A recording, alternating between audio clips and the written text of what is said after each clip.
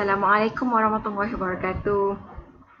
Selamat kembali ke kelas kimia tanpa dinding. Okey, baiklah. Last week kita dah settlekan bab 4 di mana kita dah habis belajar tentang jadual berkala. Kita dah selesai tentang kumpulan 1, kumpulan 17, kumpulan 18, kumpulan unsur-unsur peralihan. Okey, kita dah settle semua benda. Awak dah berkenalan pun dengan jadual berkala. Awak dah pun jatuh cinta dengan jadual berkala. Saya haraplah awak jatuh cinta dengan jadual berkala itu. Okey, now kita akan proceed dengan satu lagi topik. Topik ini akan menjawab persoalan kenapa kumpulan 17 mesti berpasangan. Okey, kenapa kumpulan 17 mesti berpasangan? Okey.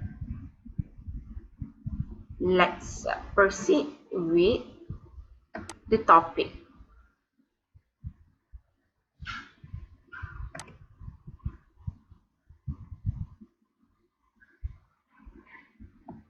Alright, kita sambung kelas kita hari ini dengan tajuk ikatan kimia.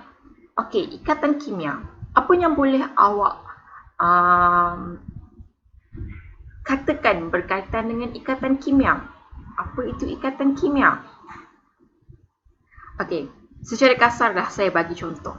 Ikatan kimia, dia umpama macam satu jalinan, satu ikatan yang menghubungkan antara satu benda kepada satu benda. Kalau ikatan kimia, satu unsur kepada satu lagi unsur. Contoh dalam realiti kehidupan sekarang, ikatan apa yang ada? Ikatan pernikahan, ikatan persahabatan. Okey, benda-benda tu, ikatan ini perlulah melibatkan dua atau lebih benda. Dia tak boleh satu. Kalau you seorang-seorang, you nak ikat apa? Okey kan? Macam umpama tali. You nak ikat, you perlu ikat dua benda daripada satu tempat ke satu tempat. Macam you nak ikat lembu. Okey? Lembu yang telah disambungkan bersama tali, okay, waktu musim-musim raya haji kan, kita nak korban everything apa semua. Kalau bahasa utara kita guna bahasa sebagai tambat. Okay, tambat kimia. Okay, tapi ini bukan tambat kimia, okay, kita boleh ikatan kimia. Okay, lembu yang telah diikat dengan tali tadi tu akan, untuk memastikan lembu tu tak lari, maka dengan itu kita perlu ikat tali yang ada pada lembu itu pada pokok. Maknanya dia menghubungkan dua benda antara lembu dan pokok. Okey, ikatan ini adalah satu bahasa yang boleh kita katakan sebagai dia nak pastikan supaya tidak berlari, tidak terpisah. Macam ikatan persahabatan. Awak dengan kawan awak. Okey, awak dengan kawan awak, ikatan persahabatan. Awak tak nak terpisah. Jadi awak pun buatlah, awak beli gelang ke, casing phone sama-sama. Itu lambang ikatan persahabatan awak. Okey, benda itulah yang menjadi umpama tali. Macam tu juga dengan perkahwinan. Ikatan perkahwinan yang menghubungkan antara seorang lelaki dan seorang perempuan. Diorang tak boleh lari dah. Diorang tak boleh berpisah. Melainkan kalau bercerai, maknanya kita putuskan tali itu. Okey, jadi ikatan ini adalah satu keadaan di mana kita memastikan dua benda stick together. Okey, dua atau lebih benda stick together. Macam tu. Okey, ini mukadimah untuk ikatan kimia. Okey, now kita akan belajar tentang ikatan kimia. Apa ikatan kimia? Apa yang kita nak? Apa yang menyebabkan kita tak nak diorang berpisah? Apa pula benda yang tak boleh dipisahkan tu? Okey, let's check out apa benda yang tak boleh dipisahkan. Okey, ini adalah hasil pembelajaran awak. Kali ini kita belajar kita akan dapat 2 poin saja. Nanti kita akan proceed lagi sebab topik ni agak panjang. Jadi saya rasa boleh habis dalam lagi 3 minggu, lagi 2 minggu atau 3 minggu lagi akan habis topik ni. Okey, yang pertama awak dapat menerangkan hasil pembentukan sebatian dan yang kedua dapat menjelaskan dengan contoh pembentukan ikatan ion. Okey, sebelum kita proceed and everything, kita kena patah balik tengok kepada gas adi. Gas adi ni kumpulan berapa? Gas adi adalah kumpulan 18. di mana keadaan unsur yang paling stabil. Okey, sekarang kita nak tengok kestabilan gas adi. Okey, kestabilan gas adi. Okey, gas adi wujud sebagai zarah monoatom di dalam alam sekitar. Maknanya dia boleh berdiri dengan sendirinya. Dia tidak perlukan pasangan. Dia boleh stand sendiri. Okey, ia merupakan unsur paling stabil dan tidak reaktif secara kimia. Okey, ini yang saya kata dia paling stabil dan tidak reaktif. Gas adi mempunyai susunan duplet dan susunan oktet yang sangat stabil. Maknanya dari susunan duplet bermaksud petala itu diisi dengan 2 elektron. Manakala oktet adalah petala itu diisi dengan 8 elektron. Okey, kita tengok kepada susunan elektron oktet dan duplet. Okey, rajah ni kat sebelah ni dia menunjukkan satu atom bagi 4 unsur gas adi yang pertama dalam jadual berkala. Okey, dekat sini awak tengok helium adalah duplet sebab elektron valen dia adalah 2. Elektron valen tu ingat balik, elektron valen adalah petala terakhir yang diisi dengan elektron. Okey, so sekarang helium ada 2 elektron. Jadi dia adalah duplet. Manakala neon, argon and krypton dia ada 8 elektron pada petala terakhir. Tak saya kira. Okey, kita tengok argon. 1, 2, 3, 4, 5, 6, 7, 8, right? Okey, so bila ada 8 elektron bermakna dia dimasukkan dalam bawah oktet. Okey, dia diklasifikasikan sebagai oktet. Okey, oleh itu unsur-unsur gas adi tidak bergabung sesama sendiri untuk membentuk molekul dan atom-atom itu juga tidak bergabung dengan atom unsur lain untuk membentuk sebatian. Okey, sebab itulah sebab dekat luar dia ni dah lengkap. Dia tak ada ruangan kosong, dia tak ada kekurangan. Dia adalah satu unsur yang sempurna. Okey. Orang cakap apa? Sempurna. Macam tu. Alright.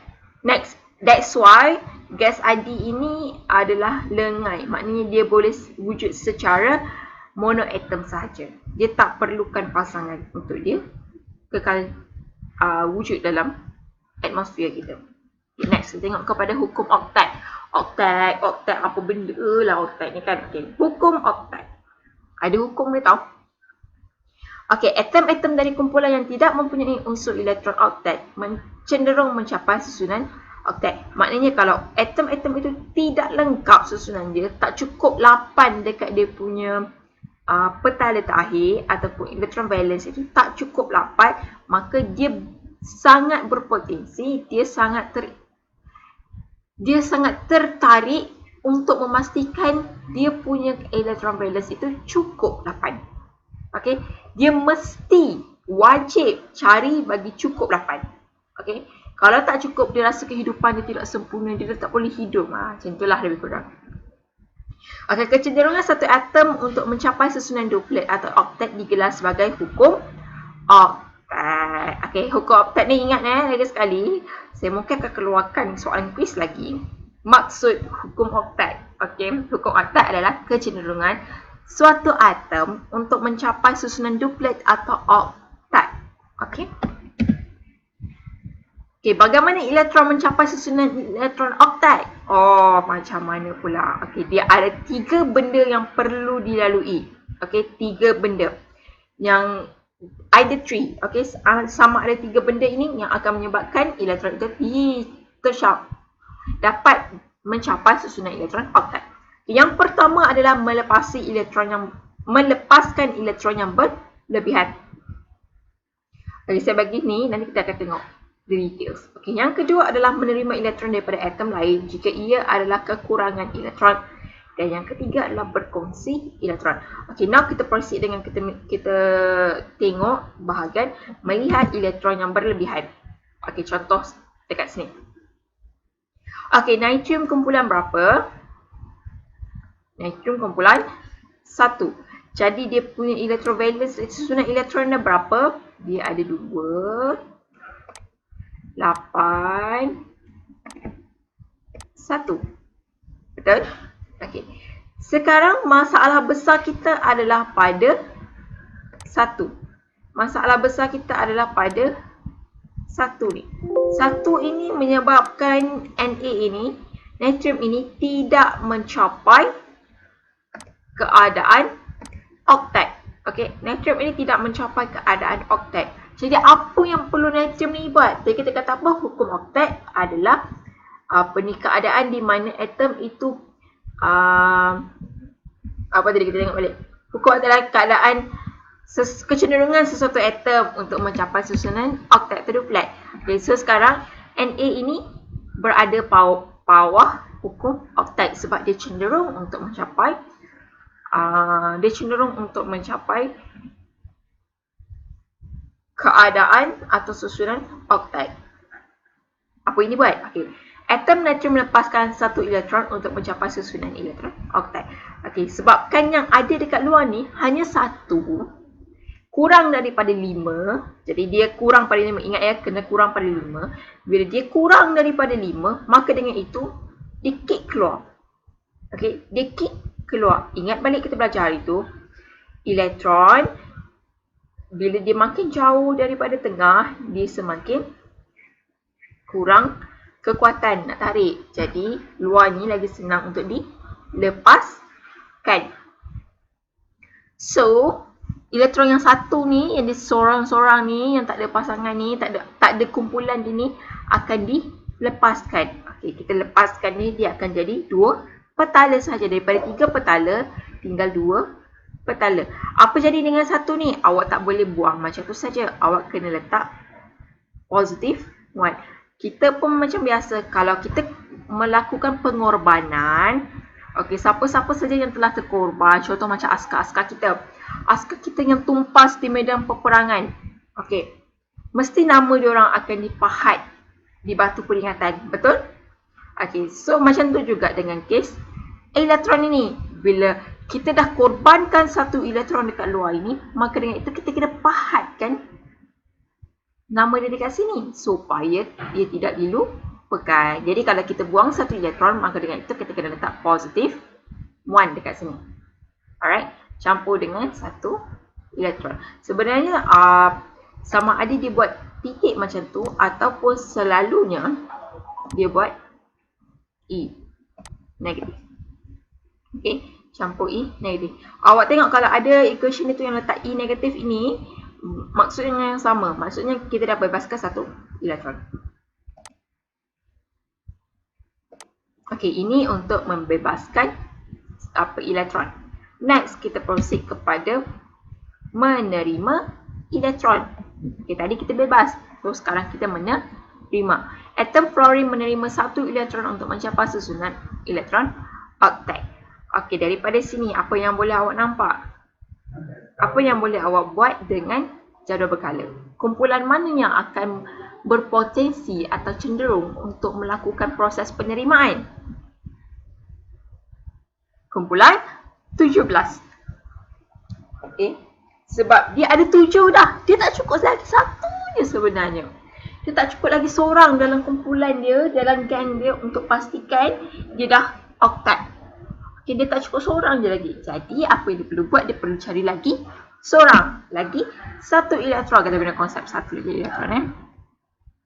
So, daripada 7 dekat sini, kan kita ada 7. 1, 2, 3, 4, 5, 6, 7.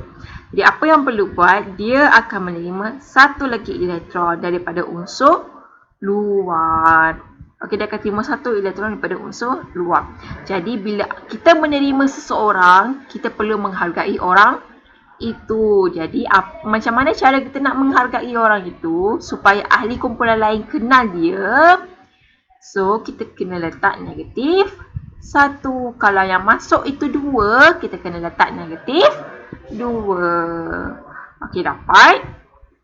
Alright, good. Next, kita beralih kepada yang terakhir, iaitu perkongsian elektron. 2 atom fluorine berkongsi elektron untuk mencapai susunan elektron oktat. Okey, dia tak boleh terima, dia tak ada penerimaan. Okey, tak ada atom yang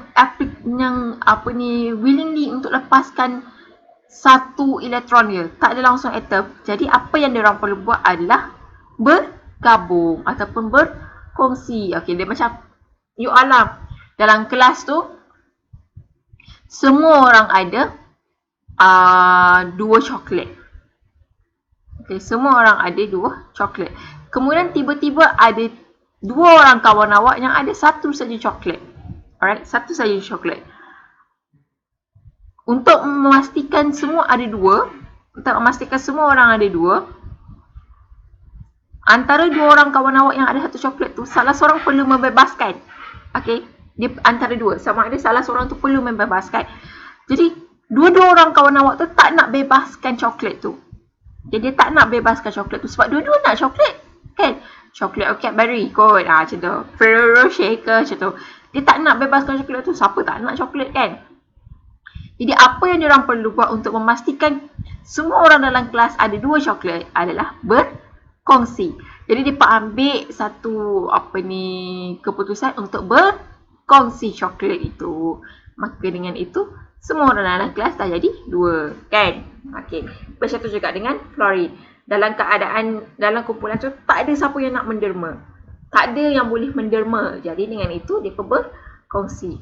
Okey, susunan dia macam ni kan? Ada 2, 4, 6, 7. Sini pun 2, 4, 6, 7. Untuk lukisan berkongsi ni, awak perlu buat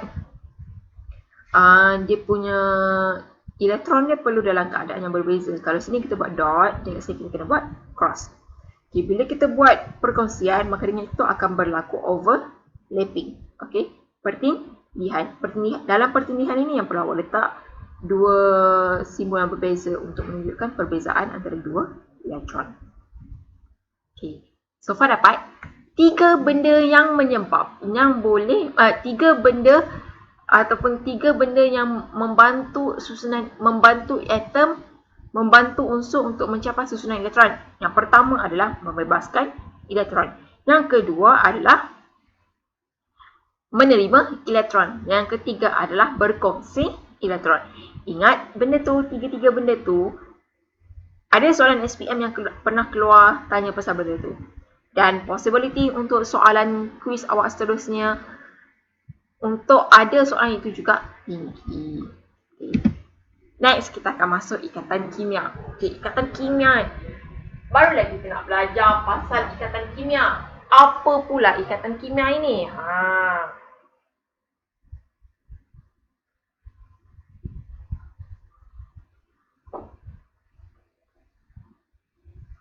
Okay. Let's proceed.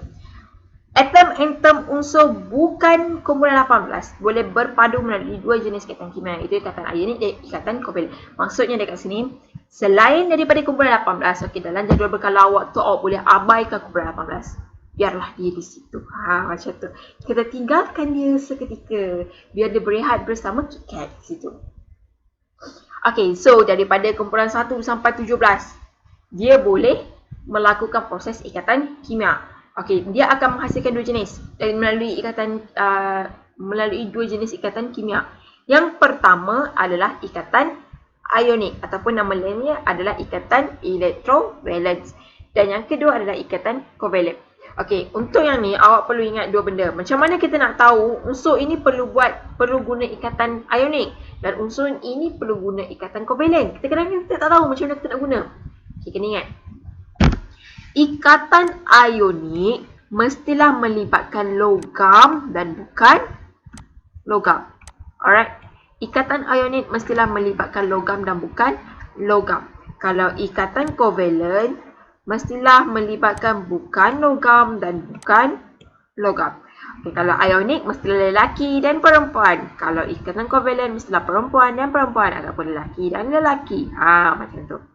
Okey, ikatan kovalent mesti sejenis, manakala ikatan ionik mesti berlainan jenis. Berjenis itu bukan unsur atau kumpulan ya kawan-kawan. Okey. Dia mestilah keadaan unsur tersebut. Kan kita belajar dalam jadual berkala ada 3 benda, iaitu logam, separa logam dan bukan logam. Okey, kena ingat benda tu. Okey, kenapa separa logam tak ada dalam ni? Okey, nanti kita akan tengok kenapa separa logam tak ada dalam ni. Okay, now kita pergi kepada ikatan ionik. Okay, hari ni kita akan go through on ikatan ionik sahaja. Okey, ikatan ionik. Dengan melepaskan elektron atau menerima elektron, atom-atom akan membentuk ion. Okey. Ion-ion yang bertentangan cas akan menarik antara satu sama lain dan membentuk ikatan ion atau ikatan elektrovalent. Ikatan ion terbentuk di antara logam dan bukan logam. Contohnya, natrium bertindak dengan klorin membentuk ikatan ion di antara ion natrium dan ion klorin. Sebatian yang terbentuk dinamakan sebagai sebatian ion atau sebatian elektrovalent. Okey, daripada sini saya terang berbebel-bebel untuk apa benda lah sebenarnya ikatan ion. Okey, ikatan ion ini sebenarnya melibatkan dua benda. Melibatkan satu benda iaitu ion. Kalau kata unsur itu mempunyai ion, maka dia berpotensi untuk melakukan proses ikatan ion. Macam mana? Okey, contoh kita tengok sini natrium. Natrium tadi kita tahu dia ada 3 petala, right? Yang kita tengok tadi kan, dia ada 3 petala. Tapi petala terakhir dia tu hanya ada satu saja elektron. Satu elektron itulah menyebabkan dia tidak mencapai oktet. Dia tidak mencapai susunan oktet. Jadi apa yang dia perlu buat? Dia perlu korbankan satu elektron, maka dia ada satu elektron dibebaskan. Okey, klorin pula adalah kumpulan 17. Yang kita tahu pada petala terakhirnya ada 7 elektron. Dia tak cukup pula anggota. Kekuatan anggota dia tak cukup lagi seorang. Lagi satu. Macam mana dia nak buat? Dia perlu cari satu lagi elektron. Jadi dia perkeluar signal. Negatif satu. Macam itulah kan. Nak cari ahli kumpulan. Dia nak promote. Kalau awak pergi camp pun kumpulan awak tak cukup. Mesti cakap, lagi seorang. Lagi dua orang. Macam tu kan. So, klorin ini pun dia keluar signal negatif 1. Kita tak cukup lagi 1. Aku perlukan lagi 1. Na ni pula dia dah bebaskan 1. Aku ada level 1. Jadi siapa nak? Maka dengan itu, elektron pada Na ini akan didonatkan atau akan didermakan kepada klorin. Okey, orang yang terlebih, anggota yang terlebih pada Na ini akan diberi kepada klorin yang tak cukup lagi satu anggota. Jadi, sekarang klorin dah cukup dah sebab dia ada 8 kekuatan ataupun 8 elektron ini. Dia dah cukup. Jadi bila dia dah cukup, maka dengan itu dia menghasilkan ikatan ion. Okey, dia akan menghasilkan ikatan ion. Dan klorin yang telah dilengkapkan dengan satu elektron ini, kita sebut dia sebagai sebatian ion. Kenapa sebatian ion? Sebab dia telah menggabungkan dua unsur, biarpun hanya elektron yang tergabung. Bila dah bagi sekar satu dekat sini, bermakna ada ikatan. Ni awak tak nampak ni, sebenarnya dekat sini ada ni tali. Ada tali kat sini yang menjadi ikatan. Macam itulah cerita. Alright, dia tak duduk sekali tapi dia melengkapi antara satu sama lain. Okay, sebab itulah awak tengok sini dia kata antara logam dan bukan logam. Na adalah logam, manakala Cl adalah bukan logam. Jadi dia memenuhi hukum ikatan ion ni. Betul, dia memenuhi hukum ikatan ion ni. Okay, next kita tengok kepada ikatan kovalent. Okay, ikatan kovalent ni pula. Dengan berkongsi elektron di antara atom boleh terikat bersama dan jenis ikatan kimia yang terbentuk dinamakan sebagai ikatan kovalent. Ikatan kovalent terbentuk di antara bukan logam dan bukan logam. Sebatian yang terbentuk dinamakan sebagai sebatian kovalent. Contoh paling dekat adalah water. Okey. Air awak. Air dalam kimia kita sebut sebagai H2O. Dia ada H.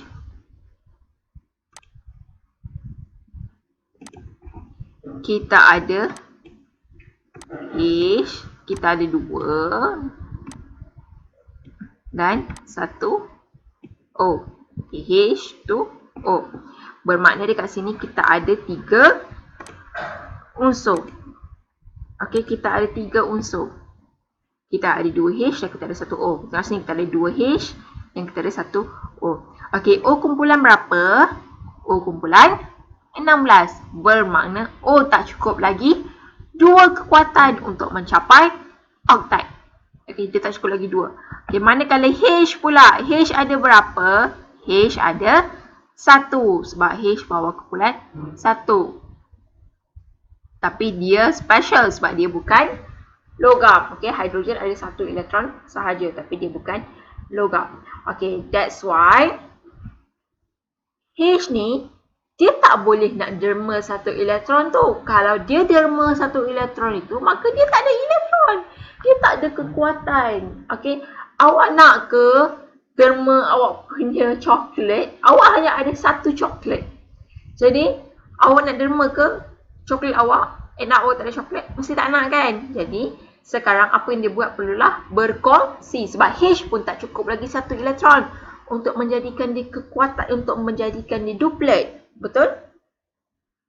Okay, H tak cukup lagi satu elektron untuk menjadikan dia duplet. Jadi, dia perlu cari lagi satu elektron. Manakala O pula tak cukup dua elektron.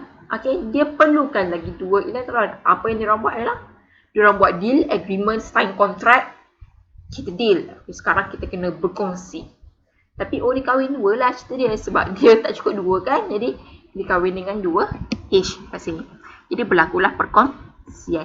Okay, bila berlaku perkongsian ini, proses itu kita namakan sebagai ikatan kovalent. Dan hasil daripada proses ini, kita namakannya sebagai sebatian kovalent. Okay, H2O adalah sebatian kovalent.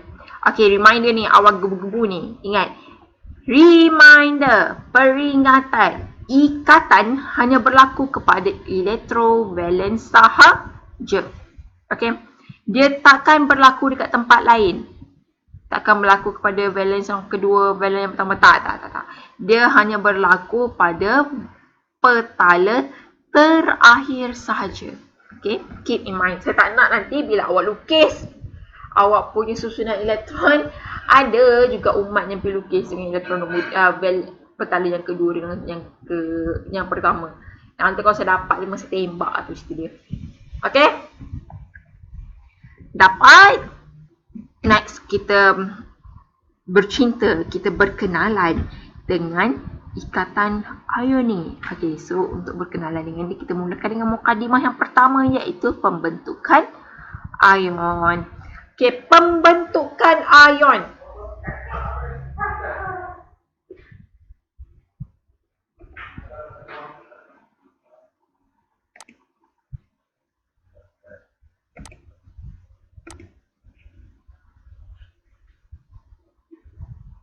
Okay, ion ialah zarah-zarah yang membawa charge positif atau charge negatif. Contohnya kita ada kalsium 2 plus, kalsium bawa kumpulan 2 kan. Okay, kita ada O2 minus, SO4 2 minus. Okay, semua unsur kumpulan 1, 2 dan 13 mempunyai 1, 2 dan 3 elektron valence masing-masing. Dalam tindak balas kimia, atom-atom unsur ini cenderung untuk melepaskan semua elektron valence untuk mencapai susunan elektron gas adi yang stabil. Okay, dekat sini dia kata apa? Kumpulan 1, 2 dan 13 potensial untuk membebaskan elektron. Diorang tak nak elektron diorang tu sebab elektron diorang tu menyebabkan diorang tak capai octet. Jadi, keep in mind, kumpulan 1, 2 dan 13 potensial dia tinggi untuk membebaskan. Alright. Selepas melepaskan elektron, bilangan protonnya melebihi bilangan elektron. Maka, atom itu akan membentuk ion positif. Jadi bila kita membebaskan, kita melakukan pengorbanan, maka dengan itu charge dia adalah positif. Okay, atom-atom bukan logam dari kumpulan 15, 16 dan 17 secara berkala, masing-masing mempunyai 5, 6 dan 7 elektron valent. Okay, dalam kes ini 15, 16, 17 cenderung untuk menerima elektron ke dalam petala terluar untuk mencapai susunan elektron gas adi yang stabil. Jadi, ion negatif terbentuk. Okay, kalau ion negatif kita sebut sebagai anion, manakala ion positif kita sebut sebagai cation. Itu awak ada belajar dekat dalam fizik kan? Anion dan cation. Jadi dekat sini kita tahu bila unsur itu berada dalam kumpulan 1, 2 dan 13, 1, 2, 3 dan 13, 1, 2, 13 macam itulah. Dia ada 1, 2 atau 3 elektron pada petala terakhir. Jadi dia mempunyai potensi untuk membebaskan. Tapi manakala kalau kata 5, 6, 7, dia ada 5, 6 atau 7 elektron pada petala akhir. Jadi dia berpotensi untuk menerima. Contoh tengok kat sini. Bilangan elektron dia ada 9. Okey, jadi bila kita susun, dia akan jadi 2, 3, 4, 5, 6, 7, 8, 9. Tak cukup lagi 1. Okey. Bila tak cukup lagi 1, dia akan menerima 1 elektron. Bila dia menerima 1 elektron, jadi automatically kita letakkan situ charge dia adalah negatif 1. Okey, negatif 1 ini kita sebut sebagai charge. Okey, pembentukan ion positif. Pembentukan ion positif biasanya terbentuk daripada atom logam. Atom logam biasanya mempunyai 1, 2 dan 3 elektron. Dan dalam tindak balas kimia, atom logam ini cenderung untuk melepaskan semua elektron valence untuk mencapai susunan elektron gas adi yang stabil. Selepas melepaskan elektron, bilangan proton lebih banyak daripada bilangan elektron, iaitu jumlah charge positif melebihi charge negatif. Maka dengan itu, ion bercharge positif terbentuk. Okay, ingat charge positif adalah ion. Okay, contohnya adalah kita tengok Na. Okay, Na ada 3 petala, dia ada 11 elektron. Time ni charge dia adalah kosong, neutral.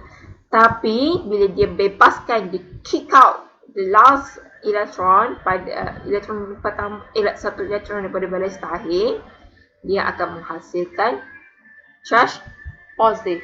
Positif 1.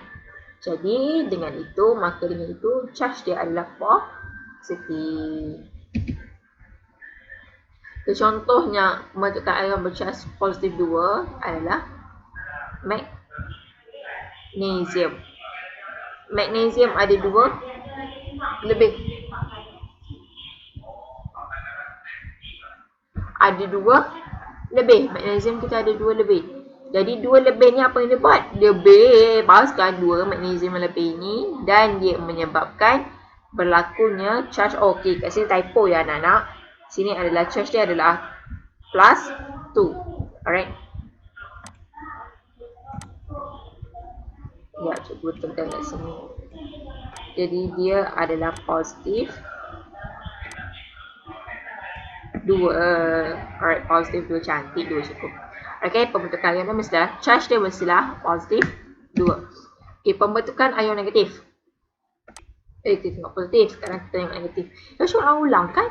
Kalau cikgu apa ni, abaikan pun tak apa. Kita tengok go through sekali dulu. Atom bukan logam daripada kumpulan 15, 16, 17 sudah berkala. Masing-masing mempunyai 5, 6 dan 7 elektron valence.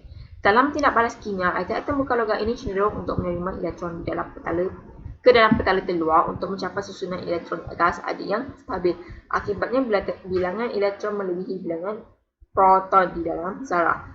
Dan ion negatif and ion terbentuk. Ini tadi saya cakap lah. Bila dia ada 9, dia tak cukup lagi 1, maka dengan itu dia akan tambah. Bila kita tambah lagi 1 elektron, maka dengan itu dia akan jadi negatif 1. Dekat sini charge dia adalah negatif 1. Okay, kalau kat sini O, kenapa O2, negatif 2? Sebabnya O tak cukup lagi 2 elektron. Dulu ada pernah yang tanya saya, kenapa cikgu O tu mesti negatif 2? Sebab O kumpulan 16. 16 tak cukup lagi 2 untuk mencapaikan dia oktat. Jadi bila tak cukup lagi 2, dia ada negatif 2. Dia letak signal, tak cukup 2, tak cukup 2 macam tu. Okay, now kita proceed kepada ikatan ion. Wah, ikatan ion lah. Okay, sebatan ion atau sebatan elektron valence terbentuk apabila satu logam berpadu dengan satu bukan logam. Kita ingat, keep in mind, ikatan ion mestilah melibatkan bukan logam dan logam. Okay, logam dan bukan logam. Benda tu mestilah bertentangan, berbeza, dia bukan dalam satu kumpulan. Okay. Kumpulan dia yang mesti terlibat adalah 1, 2, 13, 15, 16, 17. Okey, dalam pembentukan ikatan sebatan ion, atom logam melepaskan semua elektron valence-nya untuk mencapai susunan elektron gas adi yang stabil, maka ion positif terbentuk. Jadi elektron-elektron yang dibebaskan tu akan berpindah ke petala luar atom bukan logam supaya atom bukan logam itu mencapai susunan elektron gas adi yang stabil. Jadi ion negatif terbentuk. Okay, bila ion negatif dan positif ini terbentuk, maka dengan itu terbentuklah tarikan antara satu sama lain yang disebabkan oleh ini you all kena ingat. Okey, tarikan ni bila kita ada negatif dan positif dekat sini, kita tahu macam magnet lah, positif and not and salt kan, dia akan ada satu tarikan iaitu negatif dan positif, lelaki dan perempuan mesti ada satu tarikan. Okey, tapi tarikan dia apa nama dia? Awak kena tahu. Tarikan itu kita namakan sebagai elektrostatik. Tarikan elektrostatik yang kuat dalam kekisi hablu. Kekisi hablu. Okay, tarikan antara ion ini dikenali sebagai ikatan ion atau ikatan elektrovalens. Sebatan yang terbentuk dikenali sebagai sebatan ion ataupun sebatan elektrovalens. Okay, so ini dia punya secara kasar. Tadi saya terang secara detail macam mana proses itu berlaku. Ini adalah secara theoretical untuk topik ini. Okay, kita tengok kat sini. Contoh ikatan ion di antara unsur kumpulan 1 dan kumpulan 17. Ini pun tadi saya terang macam mana berlaku. Okay, kita proceed. Ini dia punya penerangan lah. Saya tunjuk yang ni. Okay, this one. Ikatan ion di antara logam kumpulan 2 dan unsur kumpulan 17. Okey. Dekat sini dia ada 2 yang lebih. Dekat sini dah tak cukup 1. Jadi apa yang dia perlu buat?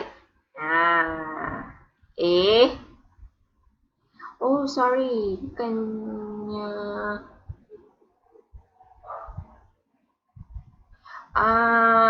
saya melakukan typo di sini ya anak-anak. Bukan 2 tapi melibatkan kumpulan 1, bukan 17 tapi melibatkan kumpulan 16. Sorry, salah dekat sini penerangan. Rajah dia salah. Okey, O adalah kumpulan 16 manakala K adalah kumpulan 1, betul? Okey. Kita tahu kumpulan 1 dia ada lebihan 1 elektron. Manakala kumpulan 16 tak cukup lagi 2 elektron. Dia macam kes water tadi, air tadilah. Tengok kat sini secara kasar. Ini gambar rajah dia. Okay. Kita go kepada penerangan. Rajah menunjukkan pembentukan ikatan ion di antara kalium dan oksigen. Susunan elektron atom kalium adalah 2881. Dan dia bukan oktat. Okey, bukan oktat sebab apa? Sebab dia ada 1 dekat luar ni. Untuk mencapai susunan elektron oktat, kalium itu perlu menderma 1 elektron. Jadi dia bercas positif, positif 1. Jadi oksigen pula susunan elektron dia adalah 2, 6. Jadi dia pun bukan oktat sebab tak cukup anggota. Jadi untuk mencapai susunan elektron oktat, dia perlu menerima 2 elektron daripada kalium. Jadi dia menghasilkan charge negatif 2. Jadi ion kalium dan ion oksida mempunyai charge yang bertentangan. Oleh itu mereka menarik antara satu sama lain untuk membentuk ikatan kimia. Okay, ini soalan ni selalunya ada dalam SPM. Markah yang diberikan selalunya di keluar soalan dia tanya, jelaskan pembentukan ikatan ion. Okey, jelaskan pembentukan ikatan ion di antara hidrogen dan oksigen, di antara kalium dan oksigen. Okey, contoh ada keluar soalan. Jelaskan ikatan ion antara helium dan oksigen. Okey, awak kena letak poin-poin ni.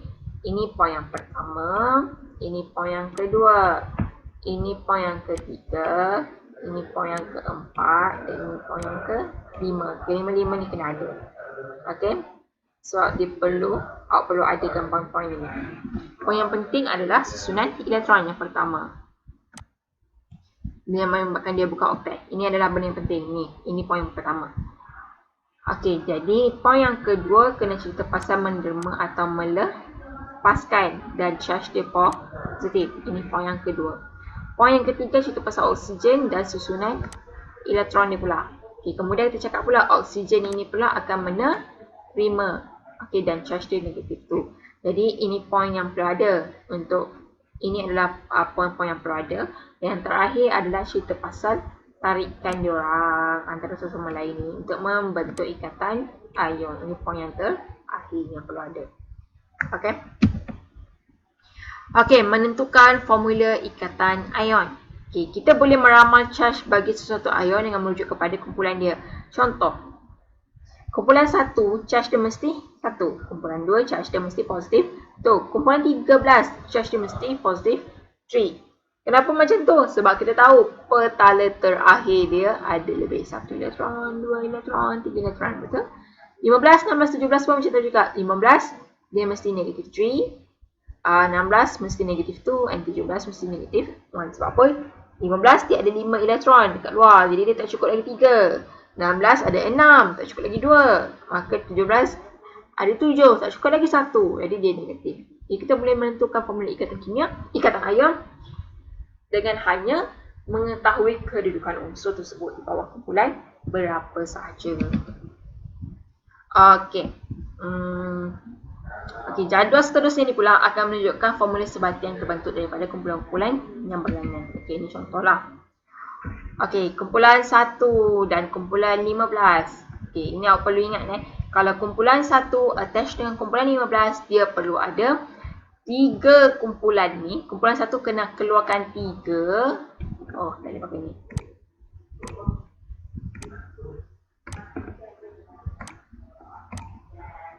Kumpulan 1 kena ada 3. Kumpulan 15 perlu ada 1. Tengok kat sini. Okay. Jadi contoh kita bagi NA dan N. Okay, NA kena ada 3 dan N kena ada 1. Sebab apa? Kumpulan 1 ni tak cukup 1 je. Dia lebih 1. Kumpulan 15 tak cukup 3. Jadi kumpulan 1 perlu ada 3 unsur. Okay. Kumpulan 1 dan kumpulan 16 kena ada 2. Dekat sini. Tidak ni 1-1. Tak masalah. Okay. Kumpulan 2 dan kumpulan 15 kena ada sini 3. Sini 2. Tak nampak kita sini.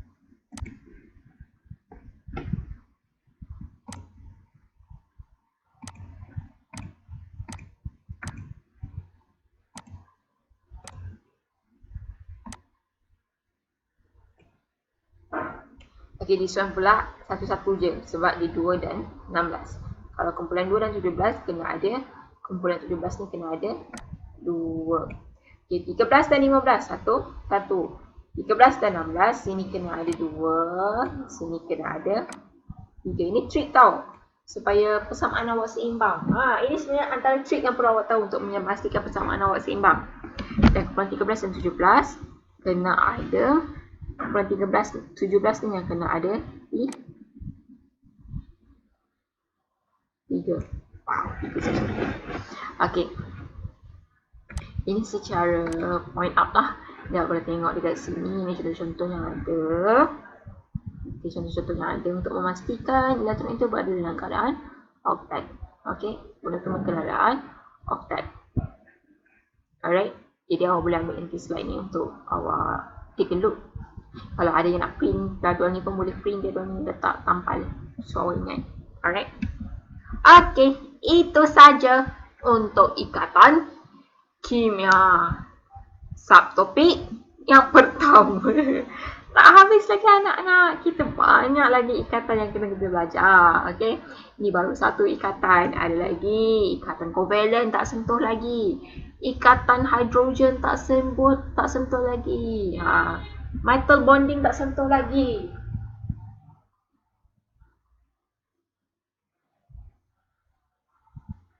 Jadi, untuk subtopik ini saja. Next video akan ada lagi subtopik yang lain. Jadi, sebarang masalah, awak boleh komen dekat bawah ataupun WhatsApp cikgu terus untuk awak dapatkan penjelasan lagi. Alright, itu saja daripada cikgu. Stay safe, stay healthy. Kita jumpa lagi next slide. Thank you so much. Assalamualaikum.